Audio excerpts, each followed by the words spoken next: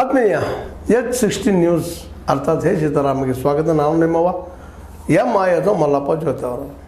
ಧನ್ಕರ್ ಉಪರಾಷ್ಟ್ರಪತಿಯವರ ಹೇಳಿಕೆ, ಅದರಲ್ಲೂ supreme court ಮೇಲೆ ಮಾಡಿದಂಥ ಒಂದು ವ್ಯಾಖ್ಯಾನ ದಾಳಿ, ಈ ಹಿನ್ನೆಲೆಯಲ್ಲೇ ವಿರೋಧ ಪಕ್ಷಗಳು ತಮ್ಮದೇ ಆದಂಥ ಮಾತುಗಳನ್ನು ಹೇಳ್ತಾ ಇದ್ದಾರೆ. ಜೊತೆಗೆ ಇದು ತಪ್ಪು ಅಂತ ಹೇಳಿಕೆ ಕೊಡೋದು ಅನ್ನೋಷ್ಟರ ಮಟ್ಟಿಗೆ ಮಾತಾಡ್ತಿದ್ದಾರೆ. ಖಂಡನೆಗಳು ಬರ್ತಾ ಇದ್ದಾವೆ. ಉಪರಾಷ್ಟ್ರಪತಿಯಾಗಿ ರಾಜ್ಯಸಭೆಯ ಅಧ್ಯಕ್ಷರಾಗಿ ಯಾವಾಗಲೂ ಇವರು ಪಾರ್ಟಿಗೆ ಸಂಬಂಧಿಸಿದವರಲ್ಲ, ಇರ್ಬೋದು ಆರಂಭ ಹಂತದಲ್ಲಿ ಒಂದು ಪಾರ್ಟಿಯಿಂದ ಬಂದವರಾಗಿರ್ಬೋದು. ಆದರೆ ಇವತ್ತು ಅವರು ಎಲ್ಲ ಪಕ್ಷಗಳು ಅವ್ರಿಗೆ ಒಂದೇ ರೀತಿ ಸಮನಾಗಿರುವಂಥವು. ಇಂಥ ಸಂದರ್ಭದಲ್ಲಿ ಈ ರೀತಿಯಾದಂಥ ಮಾತುಗಳನ್ನು ಮಾತಾಡೋದು ನಿಜವಾಗಿಯೂ ಬಹಳ ಖಂಡನೀಯ ಅಂತ.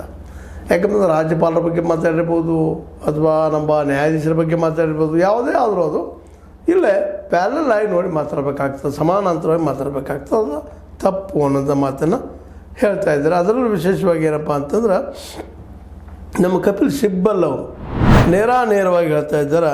ಏನಪ್ಪ ಅಂದ್ರೆ ಈ ರಾಜ್ಯಸಭೆ ಅಧ್ಯಕ್ಷರಾಗಿದ್ದುಕೊಂಡ ರಾಜ್ಯಸಭಾಪತಿ ಅವರು ಹೀಗೆ ರಾಜಕೀಯ ಹೇಳಿಕೆ ನೀಡಿದ್ದನ್ನು ನಾನು ಎಂದಿಗೂ ಕಂಡಿಲ್ಲ, ರಾಜಕೀಯ ಹೇಳಿಕೆ ಕೊಡಬಾರ್ದಾಗಿತ್ತು, ತಪ್ಪು ಮಾಡಿದಾರ ಅನ್ನುವಂಥ ಮಾತನ್ನು ಇಲ್ಲೇ ವ್ಯಕ್ತ ಮಾಡ್ತಾ, ಅದರಲ್ಲೂ ಮುಖ್ಯವಾಗಿ ರಾಜ್ಯಪಾಲರಿಗೆ ಅದ್ರ ಜೊತೆ ರಾಷ್ಟ್ರಪತಿಗೆ ಗಡುವು ಕೊಟ್ಟಿದ್ದು 3 ತಿಂಗಳು ಅನ್ನುವಂಥದ್ದನ್ನು ಖಂಡಿಸ್ತಾ ಇದ್ದಾರೆ. ತಪ್ಪು ಗಡುವು ಕೊಟ್ಟಿದ್ದಂತಲ್ಲ, ಅವರು ಸಂವಿಧಾನಾತ್ಮಕವಾಗಿ ಏನು ಮಾಡಬೇಕಾಗಿದೆ ಕೆಲಸ ಮಾಡ್ತಾ ಇದ್ದಾರೆ ಅಂತ ಹೇಳ್ತಾ ಇದ್ದಾರೆ. ನಾನು ದೀರ್ಘಕಾಲದಿಂದ ಸಂಸತ್ತಿನಲ್ಲಿದ್ದೇನೆ, ಅಧ್ಯಕ್ಷ ಸ್ಥಾನದಲ್ಲಿದ್ದವರು ಹೀಗೆ ರಾಜಕೀಯ ಹೇಳಿಕೆಯನ್ನು ನೀಡಿದ್ದನ್ನು ನಾನು ಎಂದಿಗೂ ನೋಡಿರಲಿಲ್ಲ. ಬಿ ಜೆ ಪಿಯಿಂದ ಅಧ್ಯಕ್ಷ ಆಗಿದ್ದವರು ಇಂಥ ಹೇಳಿಕೆ ನೀಡಿರಲಿಲ್ಲ. ಈವನ್ ಬಿ ಜೆ ಪಿಯಿಂದ ಆಗಿ ಹೋದ ವರ್ಷ ಇಂಥ ಹೇಳಿಕೆ ಕೊಟ್ಟಿರಲಿಲ್ಲ. ಒಂದು ಇಂಬ್ಯಾಲೆನ್ಸ್ ಆದಂಥದ್ದು. ಲೋಕಸಭೆ ಸ್ಪೀಕರ್ ಎಲ್ಲ ಪಕ್ಷಗಳು ಸಮಾನವಾಗಿ ಕಾಣಬೇಕು, ಯಾವುದೇ ಸ್ಪೀಕರ್ ಪಕ್ಷದ ವಕ್ತಾರ ಆಗಬಾರದು. ಧನ್ಕರ್ ಹೀಗಾಗಿದ್ದಾರೆ ಎಂದು ನಾನು ಇಲ್ಲಿ ಹೇಳುತ್ತಿಲ್ಲ, ಅದು ಹಿಂಗೆ ಆಗಬಾರ್ದು ಅಂತ ಹೇಳ್ತಾ ಇದ್ದೀನಿ ಅಂತ ಹೇಳ್ತಾ ಟೀಕೆಯನ್ನು ಮಾಡಿದ್ದಾರೆ. ಅಂದ್ರೆ 370 ಇನ್ನುಳಿದ ಸಂದರ್ಭಗಳಲ್ಲಿ ಆಗಲಿ ಈ ರೀತಿ ವಿರೋಧ ಬಂದಿರಲಿಲ್ಲ. ರಾಮ ಮಂದಿರದ ವಿಷಯದಲ್ಲೂ ಈ ವಿರೋಧ ಬಂದಿರಲಿಲ್ಲ. ಆ ಸಂದರ್ಭದಲ್ಲೇ ವಿರೋಧ ಪಕ್ಷಗಳು ವಿರೋಧ ಮಾಡಿದ್ದು ಸತ್ಯ. ಆದರೆ ಈ ವಿರೋಧ ಮಾಡೋಂಥ ಧನ್ಕರ್ ಅವರು ಈ ಸಂದರ್ಭದಲ್ಲಿ ಮಾಡ್ತಾ ಇರೋದು ಏಕೆ ಅನ್ನುವಂಥ ಪ್ರಶ್ನೆ ಮಾಡ್ತಾ ಇದ್ದಾರೆ. ಇದು ತಪ್ಪ ಅನ್ನುವಂಥದ್ದು. ಯಾಕಪ್ಪ ಅಂದ್ರೆ ಇದೊಂದು ಬೇಸರ ಹುಟ್ಟಿಸುವಂಥದ್ದು. ಇನ್ನೊಬ್ಬರು ನಮ್ಮ ಡಿ ರಾಜಾ CPI ಪ್ರಧಾನ ಕಾರ್ಯದರ್ಶಿ ಅವರು ಹೇಳ್ತಾ ಇದ್ದಾರೆ, NDA-ಯೇತರ ಪಕ್ಷಗಳ ರಾಜ್ಯ ಸರ್ಕಾರಗಳ ಪದಚ್ಯುತಿಗೆ ರಾಜ್ಯಪಾಲರ ಅಧಿಕಾರ ದುರ್ಬಳಕೆ ಮಾಡಿಕೊಳ್ಳುವ BJP RSS ಕ್ರಮವನ್ನು ಸಕ್ರಮಗೊಳಿಸುವಂತೆ ಧನ್ಕರ್ ಅವರು ಹೇಳಿಕೊಂಡಿದ್ದಾರೆ. ಹೌದು, ಇಲ್ಲಿವರೆಗೆ BJP-ಯೇತರ ಆಡಳಿತ ಎಲ್ಲಿದ್ದಾರಲ್ಲ ಅಲ್ಲಿಂದ ಕಿರಿಕಿರಿ ಮಾಡುವಂಥ ರಾಜ್ಯಪಾಲರಿದ್ದಾರೆ.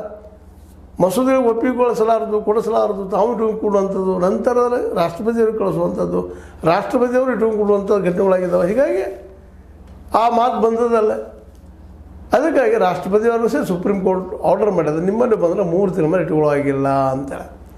ಯಾಕೆಂದರೆ ಒಂದು ರಾಜ್ಯ ಸರ್ಕಾರ ಇಡೀ ರಾಜ್ಯದ ಜನರ ಅಭಿಪ್ರಾಯ ಪಡ್ಕೊಂಡು, ವೋಟ್ ಪಡ್ಕೊಂಡು, ಮತ ಪಡ್ಕೊಂಡು ಆಯ್ಕೆ ಆಗಿರ್ತದೆ. ಅವ್ರು ತೆಗೆದುಕೊಂಡಂಥ ನಿರ್ಧಾರಗಳನ್ನು ನೀವು ಹಲವು ತಿಂಗಳವರೆಗೆ, ಹಲವು ವರ್ಷಗಳವರೆಗೆ ಜಕ್ಕೊಂಡು ಹೋದ್ರೆ ಜನರ ಒಂದು ಬೇಡಿಕೆಗಳಿಗೆ ನೆರವಾಗುವಂಥ ಕಾನೂನು ಬರದೇ ಇದ್ದರೆ ಅವ್ರು ತಗೊಂಡು ಏನು ಮಾಡೋದಾಗ್ತದೆ ಅಂತೇಳಿ ಅಂತೂ ಸ್ಪಷ್ಟವಾಗಿ ಹೇಳಿದ್ದಾರೆ. ಆಮೇಲೆ ರಾಜ್ಯಪಾಲರು ಒಂದು ಡೈರೆಕ್ಷನ್ ಮಾಡಿದ್ದಾರೆ, ಇಲ್ಲಿ ಯಾರು ದೊಡ್ಡವರಲ್ಲ, ಯಾರೂ ಸಣ್ಣವರಲ್ಲ, ಎಲ್ಲರೂ ಸಮಾನರು ಅನ್ನುವಂಥ ಮಾತನ್ನು ಹೇಳ್ತಾರೆ. ಪದಗಳು ರೀ ಅವು. ಈ ಪ್ರಧಾನಿಯವ್ರದ್ದು ಒಂದು ಪದ ಅಥವಾ ಒಂದು ಹುದ್ದೆ, ಅದೇ ಕಾಲಕ್ಕೆ ರಾಷ್ಟ್ರಪತಿಯವ್ರದ್ದು ಒಂದು ಹುದ್ದೆ, ಉಪರಾಷ್ಟ್ರಪತಿಯವ್ರದ್ದು ಹುದ್ದೆ.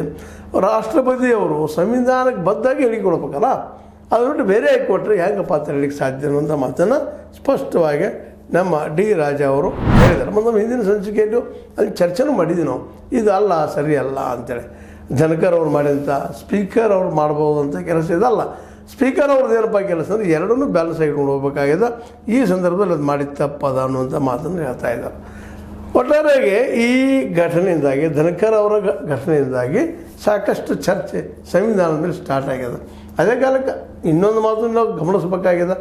ಎಲ್ಲ ಈ ಸಂಸತ್ತಿನ ಜನರಿಗೆ, ಅದು ಸಂಸದರಿಗೆ ಆದಷ್ಟು ನಮ್ಮ ಏನಪ್ಪ ಅಂತಂದರೆ ನ್ಯಾಯಾಂಗದ ಮೇಲೆ ಹಿಡಿದು ಸಾಧಿಸಬೇಕಾಗಿದೆ. ಸುಳ್ಳಲ್ಲ. ಯಾಕಂದರೆ ಈಗಾಗಲೇ ನ್ಯಾಯಾಂಗದ ಮೇಲೆ ಹಿಡಿದು ಸಲ್ಲಿಸುವಾಗ ಕೊಲೇಜಿಯಂ ಮೇಲೆ ದಾಳಿಗಳನ್ನು ಮಾಡೋದು, ದಾಳಿ ಅಂದರೆ ಏನು, ಆ ಕೊಲೇಜಿಯಮ್ಮನ್ನು ನಮ್ಮ ಈ ಕೇಂದ್ರದ ಅಡಿಯಲ್ಲಿ, ಅದು ಕೇಂದ್ರ ಸರ್ಕಾರದಲ್ಲಿ ಇರ್ತಿರುವಂಥದ್ದು ಮಾಡಬೇಕು ಅನ್ನೋಂಥ ಪ್ರಯತ್ನ ಮೊದಲಿಂದ ನಡ್ಕೊಂಡು ಬಂದದು. ಯಾಕಂದರೆ FIR ಈಗಾಗಲೇ ಹರಿಬೇಕಾಗಿತ್ತು. ನ್ಯಾಯಾಧೀಶ ಮೊನ್ನೆ ಆಗಿತ್ತಲ್ಲ ನಿಮ್ಮ ಘಟನೆ ಏನೋ ಸಾವಿರಾರು ಕೋಟಿ ರೂಪಾಯಿಗಳ ವ್ಯವಹಾರ ನಡೆದಿದ್ದು, ಸುಟ್ಟಾಕಿದ್ದು ಇವುಗಳನ್ನು ನೋಟ್ಗಳನ್ನು. ಆ ದಿಸೆಯಲ್ಲಿ ಅಲ್ಲಿದ್ದಂಥ ಆ ಅಲಹಾಬಾದ ನಮ್ಮ ನ್ಯಾಯಾಧೀಶರಿಗೆ ಅವ್ರಿಗೆ ಒಂದು FIR ಹಿರಿಬೇಕಾಗಿತ್ತು, ಹರಿದಿಲ್ಲ ಅನ್ನೋ ಮಾತನ್ನು ರೆಫರ್ ಮಾಡಿದ್ದನ್ನು ಗಮನಿಸಿದಾಗ ಧನಕರ್ ಅವ್ರು ಹೇಳೋದ್ರಲ್ಲಿ ಅರ್ಥ ಅದಿಲ್ಲ ಅಂತಲ್ಲ, ನ್ಯಾಯಾಂಗದಲ್ಲೂ ಸಹಿತ ಮೊದಲಿನ ನೈತಿಕತೆ ಉಳಿದಿಲ್ಲ ಸರಿ. ಆದರೆ ಅದನ್ನು ನೀವು ಇನ್ನೊಂದು ರೂಪಕ್ಕೆ ಕೊಲೆಜಿಯಮನ್ನು ಬದಲಾಯಿಸಬೇಕು ಅನ್ನೋದು ಎಷ್ಟು ಸರಿ ಅನ್ನೋದು ಮಾತು ಇವತ್ತು ಚರ್ಚೆ ನಡೆದಿದೆ. ಒಟ್ಟಾರೆಯಾಗಿ ಧನಕರ್ ಅವರು ತಮ್ಮ ಅಭಿಪ್ರಾಯವನ್ನು ಏನು ಮಂಡಿಸಿದರೆ ಅದು ರಾಜಕೀಯ ಪ್ರೇರಿತದ ಒಂದು ಪಕ್ಷದ ವಕ್ತಾರನಂಗೆ ಕಾಣ್ತಾ ಇದ್ದಾರೆ ಧನಕರ್ ಅವರು. ಅದಾಗಬಾರ್ದು ಅಂತೇಳಿ ಈಗ ನಾವು ರಾಜ್ಯಪಾಲ ವಿಷಯ ಬಂದಾಗ ಇವರು ಹಿಂದೊಮ್ಮೆ ರಾಜ್ಯಪಾಲರಿದ್ದರು ಧನಕರ್ ಅವರು, ವೆಸ್ಟ್ ಬಂಗಾಳದ ರಾಜ್ಯಪಾಲರಿದ್ದರು. ಆ ಸಂದರ್ಭದಲ್ಲಿ ಮಮತಾ ಬ್ಯಾನರ್ಜಿ ಸಾಕಷ್ಟು ತೊಂದರೆ ಕೊಟ್ಟಿದ್ದನ್ನು ನಾವು ಗಮನಿಸಿದ್ದೀವಿ. ಹೀಗಾಗಿ ಒಟ್ಟಾರೆಯಾಗಿ ನೀವು ಧನಕರ್ ಅವರ ಒಬ್ಬ ಉಪರಾಷ್ಟ್ರಪತಿ ಮತ್ತು ರಾಜ್ಯಸಭಾ ಅಧ್ಯಕ್ಷರು, ನೀವು ಒಂದು ಪಾರ್ಟಿಗೆ ಸೀಮಿತ ಆಗೋದು ತಪ್ಪ ಅನ್ನುವಂಥ ಮಾತನ್ನು ಎಲ್ಲ ಪಕ್ಷಗಳು ಇವತ್ತು ವ್ಯಕ್ತಪಡಿಸ್ತಾ ಇದ್ದಾವೆ. ಅದೇ ಕಾರಣಕ್ಕೆ ಈಗ ಹೊಸದಾಗಿ ನಡೆದಂಥ ಇನ್ನೂ ಒಂದು ವಿಷಯಕ್ಕೆ ಬಂದಾಗ ನಾವು ಸಹಜವಾಗಿ ವಕ್ಫ್ ವಿಷಯದಲ್ಲಿ ಸಹಿತ ಇವರು ಬ್ಯಾಲೆನ್ಸ್ ಆಗಿ ಇಲ್ಲ ಅನ್ನೋ ಸಹಿತ ಸ್ಪಷ್ಟ ಆಗ್ತಾ ಇದೆ ಅಂತ. ಇದು ಸಹಿತ ಇವತ್ತು ಕಾರಣ ಆಗಿದೆ. ವಕ್ಫಕ್ಕೆ ಇವತ್ತು ಪ್ರಶ್ನೆ ಮಾಡಿದ್ದಾರೆ ಸುಪ್ರೀಂ ಕೋರ್ಟ್.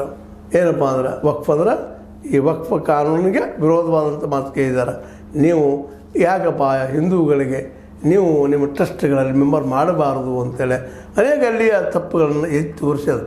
ಹೀಗಾಗಿ ಇವೆಲ್ಲ ನೆಲೆಯಲ್ಲಿ ಧನಕರ್ ಅವರು ಇವತ್ತು ಸುಪ್ರೀಂ ಕೋರ್ಟ್ ಮೇಲೆ ಅಟ್ಯಾಕ್ ಮಾಡಿದಂಥ ವಿಷಯವನ್ನು ಇವರು ಇವತ್ತು ವಿರೋಧ ಪಕ್ಷಗಳು ಕೂಡ್ಕೊಂಡು ವಿರೋಧ ಮಾಡ್ತಾ ಇದ್ದಾರೆ. ಇದಲ್ಲ ತಪ್ಪದಂತ ಹೇಳ್ತಾ ಇದ್ದಾರೆ.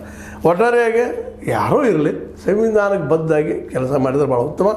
ಧನಕರ್ ಅವರು ಇರಲಿ ಅಥವಾ ಮುಸ್ಲಿಂ ಲೀಡರ್ ಇರಲಿ, ಹಿಂದೂ ಲೀಡರ್ಗಳಿರಲಿ, ಈ ನಮ್ಮೆಲ್ಲರಿಗಿಂತ ದೊಡ್ಡದು ಸಂಸತ್ತು, ಕಾರ್ಯಾಂಗ, ಶಾಸಕಾಂಗಕ್ಕಿಂತ ದೊಡ್ಡದು ಏನಪ್ಪ ಅಂತಂದ್ರೆ ಸಂವಿಧಾನ ಏನು ನಮಗೆ ಕೊಟ್ಟದ ಹಕ್ಕ, ಆ ಪ್ರಕಾರ ನಾವು ನಮ್ಮ ಕೆಲಸ ಮಾಡಿದರೆ ಯೋಗ್ಯ ಅನ್ನುವಂಥ ಮಾತು ಸಹಿತ ಈ ಸಂದರ್ಭದಲ್ಲಿ ಚರ್ಚೆಗೆ ಬಂದದನ್ನು ನಾವು ಮರಿಬಾರ್ದಾಗಿದೆ. ಏನೋ ಆಗಲಿ ಈ ಒಂದು ಮಾತುಗಳು ಧನಕರ್ ಅವರಿಂದ ಬಂದಂಥ ಮಾತುಗಳು ಇವು ಅನೈತಿಕ ಅಷ್ಟ ಅಲ್ಲ, ದಾರಿ ತಪ್ಪಿಸುವಂಥ ಅನ್ನೋದು ವಿರೋಧ ಪಕ್ಷಗಳ ವಾದ. ಇದು ನಿಮಗೇನು ಅನ್ನಿಸ್ತದ? ಧನಕರ್ ಅವರು ಸರಿನಾ ಅಥವಾ ವಿರೋಧ ಪಕ್ಷಗಳು ಸರಿನಾ? ನೀವು ವಿಚಾರ ಮಾಡಿ ನಿಮ್ಮ ಅಭಿಪ್ರಾಯ ತಿಳಿಸ್ತಾ ಇರಿ, ಕಾಮೆಂಟ್ ಮಾಡ್ತಾಯಿರ್ರಿ, ಶೇರ್ ಮಾಡ್ತಾಯಿರ್ರಿ, ಸಬ್ಸ್ಕ್ರೈಬ್ ಆಗ್ತಾಯಿರ್ರಿ ಅಂತ ಹೇಳ್ತಾ H16 ನ್ಯೂಸ್ ಅರ್ಥಾತ್ ಹೇ ಸೀತಾರಾಮನ್ ಸತ್ಯದ ಕೈಗಂಡಿ ವಂದನೆಗಳು.